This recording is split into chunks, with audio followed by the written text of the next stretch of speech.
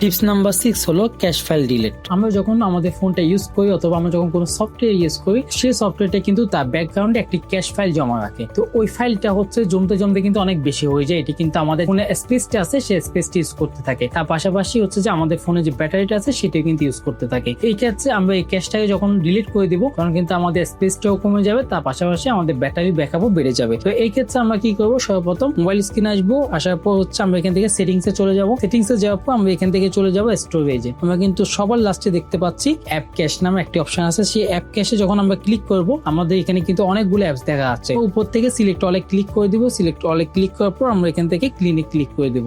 Click করার সাথে সাথে দেখতে পাচ্ছেন আমাদের এখানে ক্যাশগুলো ডিলিট হতে থাকবে। সেগুলো যখন ডিলিট হয়ে যাবে আমাদের ফোনে যে স্পেসটা আছে সেটিও কমে যাবে এবং হচ্ছে আমাদের ফোনের যে পারফরমেন্স আছে তার পাশাপাশি ব্যাটারি পারফরমেন্সও বেড়ে যাবে। টিপস নাম্বার 7 এ দেখবো লাইভ ওয়ালপেপার অথবা অ্যাস্থেটিক ওয়ালপেপার। ওয়ালপেপারের ক্ষেত্রে আমরা কিন্তু বিভিন্ন সময় বিভিন্ন কালারফুল ওয়ালপেপার ইউজ করি এবং আমরা কিন্তু বিভিন্ন সময় লাইভ ওয়ালপেপার গুলো ইউজ করি। এই ওয়ালপেপার গুলো হচ্ছে যে আপনার ফোনের ব্যাটারিকে অনেক বেশি ইউজ করে, তার পাশাপাশি আপনার ফোনের পারফরমেন্সটাকেও কিন্তু ডাউন করে দেয়। আমরা যখন লাইভ ওয়ালপেপার গুলো ইউজ করি তখন কিন্তু আমাদের ফোনে অনেক বেশি ব্যাটারি ইউজ হয়। তো এই ক্ষেত্রে হচ্ছে আমরা ভালো ব্যাকআপ নিতে পারি না। সবসময় ডার্ক ওয়ালপেপার ইউজ করার ট্রাই করবেন। 8 নাম্বার টিপসটি হলো ওয়াইফাই এন্ড হটস্পট সেটিং। আমরা যখন আমাদের ফোনে ওয়াইফাইটা অন রাখি তখন কিন্তু আমাদের ওই ওয়াইফাইটা ব্যাকগ্রাউন্ডে কাজ করতে থাকে। সেটি কিন্তু বিভিন্ন ওয়াইফাই কে সার্চ